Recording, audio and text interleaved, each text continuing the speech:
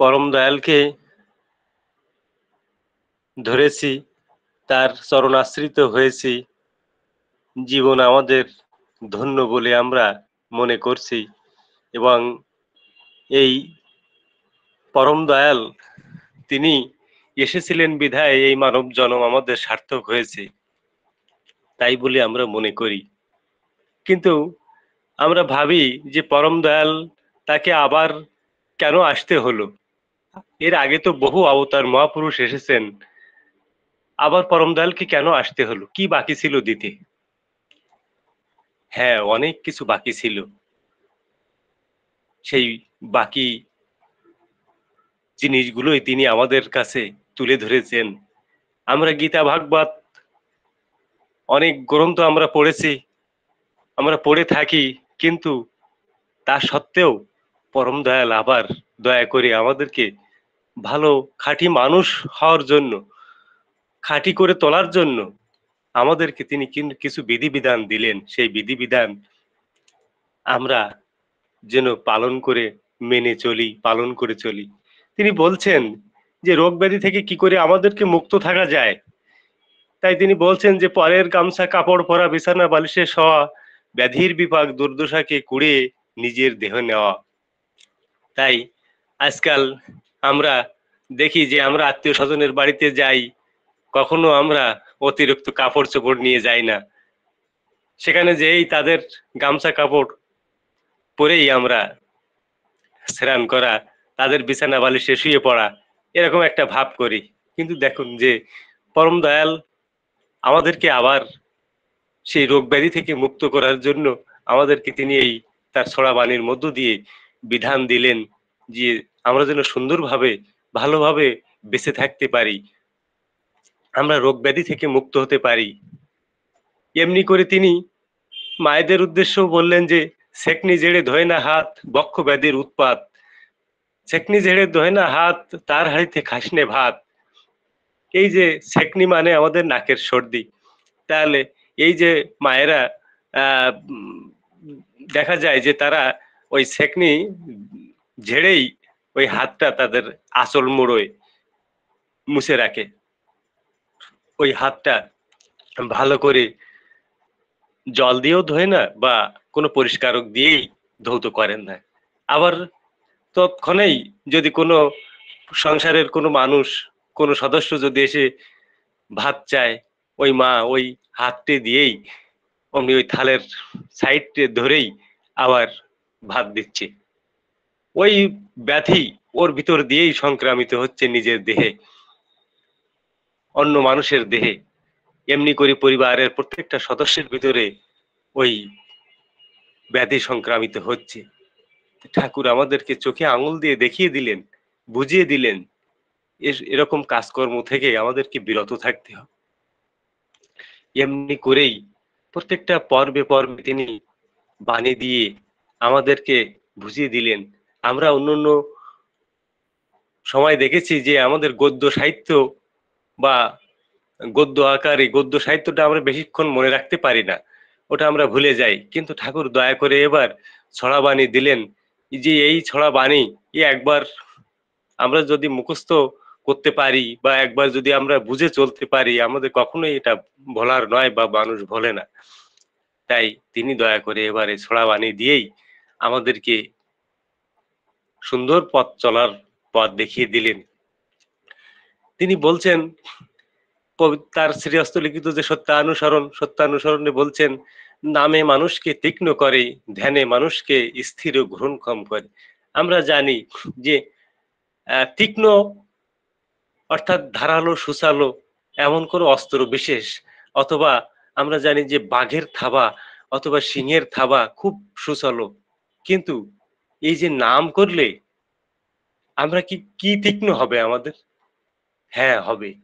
আমাদের ব্রেন, আমাদের মস্তিষ্ক, এটা ওই নাম করলে ওই রকম তীক্ষ্ণ আকার ধারণ করবে, যা আমরা আগম নিগম বুঝতে পারবো যে আমার সামনে যে কোনো বিপদ আসছে কিনা, আমার কি বিপদ আসছে এটা আমি বুঝতে পারবো। এই বিপদ থেকে পরিত্রাণের উপায় কি, এটাও আমরা বুঝতে পারবো। এমনি করেই আমাদের ব্রেনটা শার্প হবে। এই শার্প হবে শুধু ওই নাম ধ্যানের মধ্য দিয়েই সেটা সম্ভব হয়। পরম দয়াল তাই আমাদেরকে বললেন। আবার স্থির ও গ্রহণক্ষম, গ্রহণক্ষম মানে আমরা বুঝি ব্রেনের ক্যাপাসিটিটা বেড়ে যায়, সেখানে ধারণ ক্ষমতা বাড়ে। আর মানুষ স্থির হয়, তার ব্রেনটা শান্ত হয়। কেমন করে শান্ত হয়? এই নাম ধ্যানের মধ্যেই শান্ত হয়। শান্ত আবার কেমন?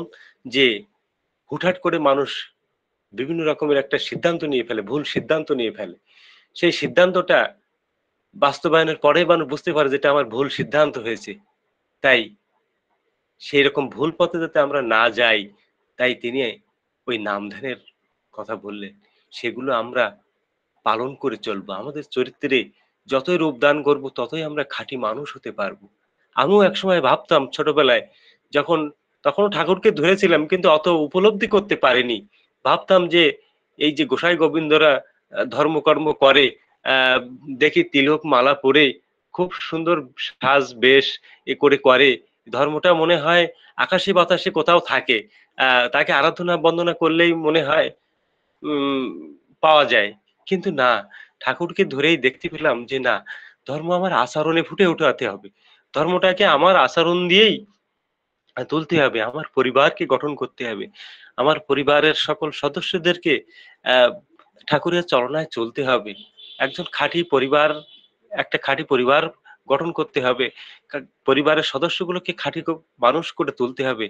এমনি করে প্রত্যেকটা পরিবার যখন আ এরকম ঠাকুরমুখী চলনায় চলবে, তখন এই ধরাধামে, এই পৃথিবীতে, এই বাংলায়, এই ভারতবর্ষে মানুষ, পৃথিবীব্যাপী মানুষ একদিন দেবত্ব ভাব লাভ করবে। সকল মানুষই দেবতা জ্ঞানে পূজা করবে এই মানুষদেরকে। আমরা ঋত্বিক, যারা ঋত্বিক পাঞ্জা পেয়েছেন অর্থাৎ সভাপতি ঋত্বিকের পাঞ্জা পেয়েছেন তাদেরকে ঋত্বিক দেবতা ও জ্ঞানে আমরা আ উম তাকে আখ্যায়িত করি। তা এই যে দেবদেবতা আমাদের ঠাকুর আমাদেরকে দেখিয়ে দিলেন যে একজন সভাপতি ঋত্বিক মানেই তিনি ঋত্বিক দেবতা। তা ওই পর্যন্ত যারা উঠেছে তাদেরকে আমরা দেবতা বলেই মনে করি। তা প্রত্যেকটি পরিবারে যদি এরকম ঋত্বিক দেবতার উপস্থিতি থাকে, সে পরিবারটা দেব পরিবার। এমনি করে সেটা সম্ভব। একদিন তা সম্ভব হবেই হবে, যখন সারা বিশ্বব্যাপী এই সৎসঙ্গ চারিয়ে যাবে।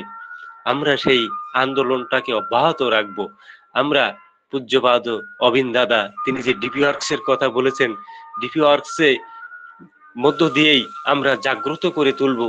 আমরা যে সমস্ত ঘুমন্ত মানুষ ঠাকুরের দীক্ষা পেয়েই তারা ঘুমিয়ে আছেন, তারা বিভিন্ন রকম সমস্যায় জর্জরিত হয়ে পড়েছেন, তাদেরকে আমরা টেনে তুলবো, তাদেরকে আমরা উজ্জীবিত করব, আমরা ইষ্টভৃতি পরায়ণ করে তুলবো।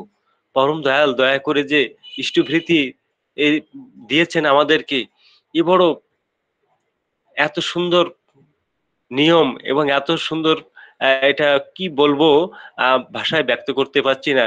পরম দয়াল দয়া করে এটাকে নিকুম্ভিলা যজ্ঞের আহ সমান ফল তিনি বলেছেন যে আগে আমরা দেখতাম যে রাজরাজারা যজ্ঞ করতেন, রাজসূয় যজ্ঞ, গোমের যজ্ঞ, অশ্বমেধ যজ্ঞ। আজকে আমরা যেই নিত্য ইষ্টভৃতি করি, অর্থাৎ আমাদের আমরা সেই নিকুম্ভিলা যজ্ঞের যে আহ পুণ্য, আমরা সেই পুণ্য লাভ করি। এবং এত সুন্দর তিনি ব্যবস্থা করেছেন ইষ্টভৃতির প্রচলনের মধ্য দিয়ে, যে আমরা প্রত্যেক দিনই সেই যজ্ঞ করতে পারি। যা আগে রাজরাজারা করতেন তা আমরা প্রজাবর্গ তা করতে পারি, সেই পুণ্য অর্জন করতে পারি ওই ইষ্টভৃতির মধ্য দিয়ে। এমনি করেই তিনি কোনো একটা দিক বাদ রাখেননি। প্রত্যেকটা পরতে পরতে তার বাণী মায়েদের উদ্দেশ্য করে সংসারে সুখ শান্তি কিভাবে বিরাজ করানো যায় সে উদ্দেশ্যও তিনি বলেছেন। মায়েদের উদ্দেশ্যে, স্বামীর কি দোষ ধরিস না রে মেয়ে, বলিস নে তাই খোসা দিয়ে, অন্তরে তার তৃপ্তি দিয়ে শুধরে নিবি সব বিনিয়ে। এই যে সংসারে কি করে সুখ শান্তি বিরাজ করানো যায়, এই বাণীর মধ্যে এইটা উপলব্ধি করলেই বোঝা যায় যে ঠাকুর কিভাবে আমাকে চলতে বলেছেন। ওই স্বামীর দোষ ত্রুটি ওটা নিজে গুনে ওটা বুঝে চলতে হয়, ওটা নিয়ে খাটাখাটি করতে নাই। এমনি করে স্বামীর কিভাবে স্বামীর যত্ন করে পরিবারের সকল সদস্যের যত্ন বহন করা যায় সে উদ্দেশ্য তিনি বানিয়ে দিয়েছেন লক্ষ্য কাজের ফাঁকে। স্বামীর তো আজ করে কোন ফাঁকেতে সময় করে স্বামীর শখ ভরে আলোচনায় সৎ কথাটি উদ্দীপনের অতি এমনই মেয়েই লবে শ্রেষ্ঠ সন্তান। যে শ্রেষ্ঠ সন্তান কি করে লাভ করা যায় সেই শ্রেষ্ঠ সন্তানের কথাও তিনি বলেছেন। আমরা শুধু আমাদের চরিত্রে আমরা এগুলি পালন করে চলবো, এগুলি পালন করলেই আমরা একজন সফল মানুষ হতে পারবো, সফল খাঁটি মানুষ হতে পারবো। এমনি করেই তিনি অসংখ্য কথা বলেছেন। আমি একটি দয়ার কথা বলবো যে একদিন একটি মেয়ে তার অফিস থেকে যখন সেদিন তার অফিসে অনেকটা রাত হয়ে গেছে অফিসের কাজকর্ম করতে, তো সেই অফিস থেকে যখন মেয়েটি তার বাড়ির দিকে যাবে তখন পথে বেশ একটু বৃষ্টি বাদলা মতো ভাব। তখন মেয়েটি ভয় পাচ্ছে যে রাস্তায় কোনো লোক নাই, রাস্তায় কাউকে দেখতে পাচ্ছে না। তখন শুধু অঝোরে ঠাকুরের নাম করছে আর বাড়ি যাওয়ার জন্য একটা গাড়ি খুঁজছে। তখন কিছু সময় পার হতেই হতে একটি অটো আসলো। সেই অটোতে আর কোনো প্যাসেঞ্জার নাই। অটোওয়ালা কে যখন বলল যে আমি অমুক জায়গায় যাব, তখন অটোওয়ালা তাকে উঠিয়ে নিল। কিন্তু মেয়েটি ভয়ে সবসময় শঙ্কিত যে আমি একা, এই অটোওয়ালা আমাকে কোথাও পথ ভুলে অন্য পথে নিয়ে যায় কিনা। তাই সেই ঠাকুরের নাম করছে, অজোরে নাম করছে। এখন নাম করতে লাগলি আহ অটোওয়ালা তারা লুকিং গ্লাসে দেখতে পাচ্ছে যে ওই মেয়েটির পাশে একটা বৃদ্ধ মানুষ বসে আছে।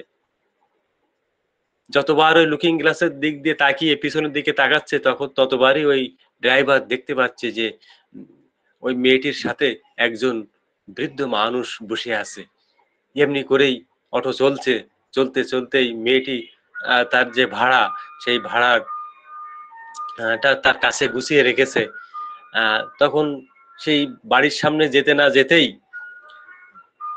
অটোওয়ালার ভাড়াটা মেয়েটা দিয়েই এক দৌড়েও সেই ঘরের ভিতরে ঢুকেছে। তখন অটোওয়ালা ভাবছে যে আসলো তো দুজন, একজনের ভাড়া দিল, এটা তো মেনে নেওয়া যায় না। অটোওয়ালাও পিছন পিছন দৌড়ে বাড়ির ভিতরে ঢুকলো। বাড়ির ভিতরে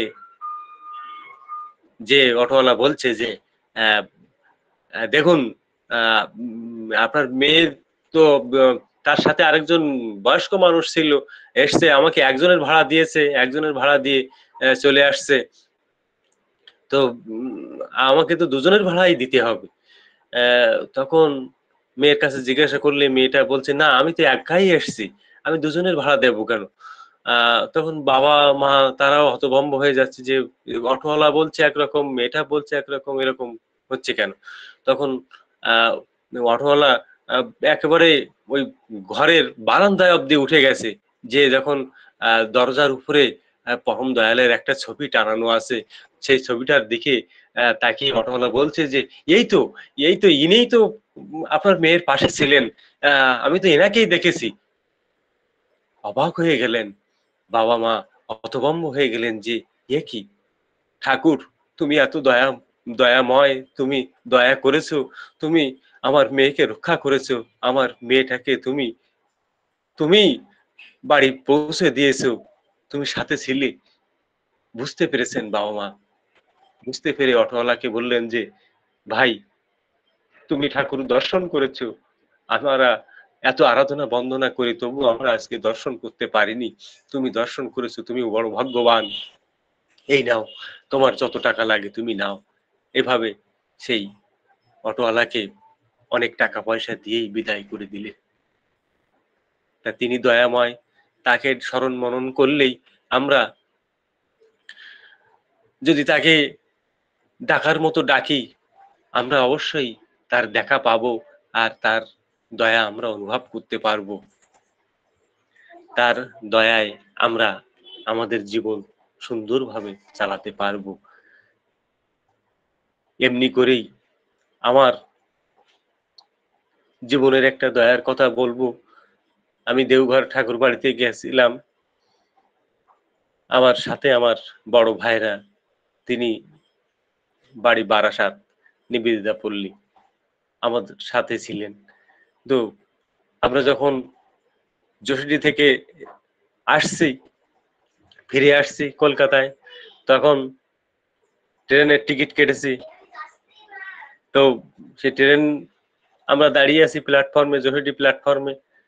ট্রেনটা এক্সপ্রেস গাড়ি, তার জেনারেল বগি পিছনে, আমরা সেই টার্গেট করে আছি। কিন্তু দুর্ভাগ্য যে এত পরিমাণ প্যাসেঞ্জার যে সেখানে ওঠার কোনো রকম সুযোগ হলো না।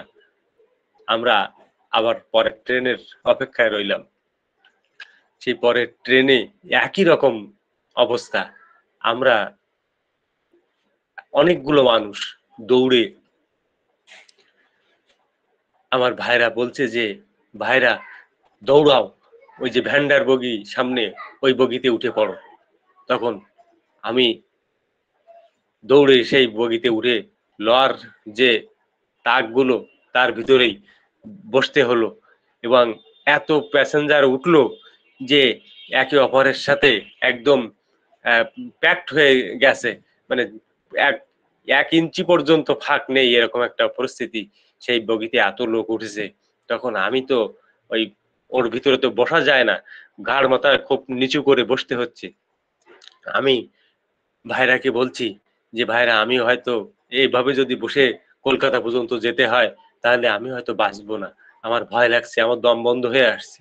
এত লোক লোক ওই বগিটাতে উঠছে, ওই কামরাটাতে উঠছে। তো আমি এত ডাকছি ঠাকুরকে আর আচার্যদেবকে ডাকছি। আমি সেবার আচার্যদেবের কাছ থেকেই আমার সৌভাগ্য হয়েছিল, আমি সস্তায়নী দীক্ষা প্রাপ্ত হয়েছিলাম এবং সস্তায়নী দীক্ষা নিয়েই আমি বাড়ি ফিরছিলাম। তো আমি উম, আমার চোখ দিয়ে জল চলে আসছে। আমি ঠাকুরকে ডাকছি একবার আর আচার্যদেবকে ডাকছি একবার, যে আমার হয়তো এর অবস্থা হলে আমি আমার, আমি আর ফিরে আর কোনোদিন ঠাকুর বাড়িতে হয়তো আসতে পারবো না। এই অবস্থায় যদি আমাকে যেতে হয়, আমি হয়তো বাঁচবো না। এরকম একটা ভয়ে আমি আহ, খুব শঙ্কিত হয়ে যাচ্ছি। তো তখন ডাকতে ডাকতেই আহ, কিন্তু গাড়িটা যশোর স্টেশন ছেড়েই পরের স্টেশনে আহ, যেই গাড়িটা দাঁড় হয়ে গেল। দাঁড় হয়ে গেলে ওখানে আমাদের ওই রুমের ভিতর থেকে অনেক ভারতীয়রা তার কথা বলছেন। ওই স্টেশনের যে আহ, বাঁশি দিয়ে যে যারা দায়িত্ব থাকেন, আহ, কথা বলার কারণে, ভ্যান্ডার বগিতে কথা বলার কারণেই ওই বাঁশি দেওয়া ওই আহ, যারা দায়িত্বে আছেন ওই দাদারা এসছেন, এসে বলছে, আসলেই আমাদের রুমের লোকজন বলছেন যে আমাদের একটু ফ্যান লাইট দেওয়া যায়। তখন ওই বাঁশিওয়ালা, ওই দাদাটি বলছেন যে আপনারা উঠছেন ভ্যান্ডার বগিতে, কত জরিমানা হবে তা জানেন, আবার ফ্যান লাইট দিতে বলছেন। তো গাড়ি এখানে লেট আছে, গাড়ি এখানে অনেক সময় লেট আছে। তখন আমি আমার ভাইরাকে বলছি, ভাইরা আহ চলো তো আমরা সামনের দিকে, এখান থেকে বের হয়ে সামনের দিকে কোনো একটা বগির যে বাথরুম থাকে, প্রত্যেকটা বগিতে বাথরুম থাকে, সেই বাথরুমের সামনে অনেকটা জায়গা থাকে দেখেছি, সেখানে না হয় আহ আহ, বিছানা পেতে আমরা কিছুটা দাঁড়িয়ে অথবা বসে যেতে পারি কিনা। তখন আমার ভাইরা বলছে যে যা একটু ছিলাম এর ভিতরে, তা তোমার জন্য আর থাকতে পারলাম না। যাও না ভাইরা, যাও। তো ভাইরাকে বের করে দিলাম, দেওয়ার পরে ভাইরা দুটো আহ ই রেখেই অমনি যে দেখে যে একটা বাথরুমের সামনে অনেকটা জায়গা। তখন আহ আমাকে এসে বললো, ভাইরা চলে এসো। তো আমাকে যে কিভাবে ওই ভিতর থেকে লোকজন বের করে দিল উঁচু করে, আমার পা একেবারে গাড়ির এসে পড়লো না। তখন আমাকে উঁচু করে বের করে দিয়ে দিলে আমরা সেই দৌড়ে যে সেইখানে উঠলাম। উঠেই দেখি সেখানে বাথরুম হলেও বেশ খানিকটা জায়গা, দাঁড়ানোর মতো জায়গা। তো আস্তে আস্তে সেখানে দাঁড়াতে দাঁড়াতে, আস্তে লোক নামতে নামতে আমরা সেখানে বসার জায়গা পেলাম। লাস্টে শহর জায়গা পেলাম। আমি নাম করতে থাকলাম যে ঠাকুর তোমার দয়া, আসরদেব তোমার দয়া, এত অসীম দয়া যে তোমার দয়ায় আজকে তুমি আমার ডাক শুনেছো। তা না হলে এই এক্সপ্রেস গাড়ি আমার জন্য এই এতটা সময় ব্যয় করেছে শুধু আমাকে চেঞ্জ করার জন্য, কামরা চেঞ্জ করার জন্য আমার জন্যই এই গাড়িটি দাঁড়িয়েছিল। তা না হলে এক্সপ্রেস গাড়ি পরের স্টেশনে কি দাঁড়ানোর কথা? কখনোই তা দাঁড়ায় না, কিন্তু আমার জন্য, এই ভক্তের জন্য ওই দাঁড়িয়েছে। এমনি করেই তার দয়া আমরা উপলব্ধি করি। তাই এই যে দয়া, প্রত্যেকটা মানুষ যদি আমরা তার সে নির্দেশিত পথে চলি, তার নির্দেশনা মেনে চলি, অবশ্যই তার দয়া পাবো। তার দয়া তো আছে, ওরে চিরকাল থাকবেও। তা আমরা সেই দয়া যেন পাই, আমরা সেইভাবে চলবো, সেইভাবে আমরা তার হয়ে উঠবো।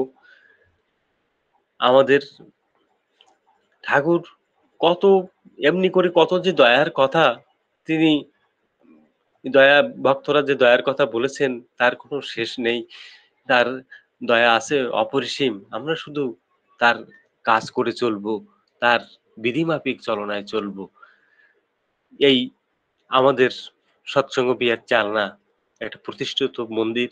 এখানে আমাদের একজন আহ আমরা সম্মানী দিয়ে একজন পুরোহিতকে আমরা এখানে রেখেছি, কিন্তু সেই পুরোহিত ব্রাহ্মণ, তিনি পূজার কাজের জন্য বাড়িতে গেছেন। বাড়িতে অনেক দিন হয়ে যাচ্ছে, তিনি আসছেন না। এখানে আর কোনো পুরোহিত বা কোনো লোক নাই।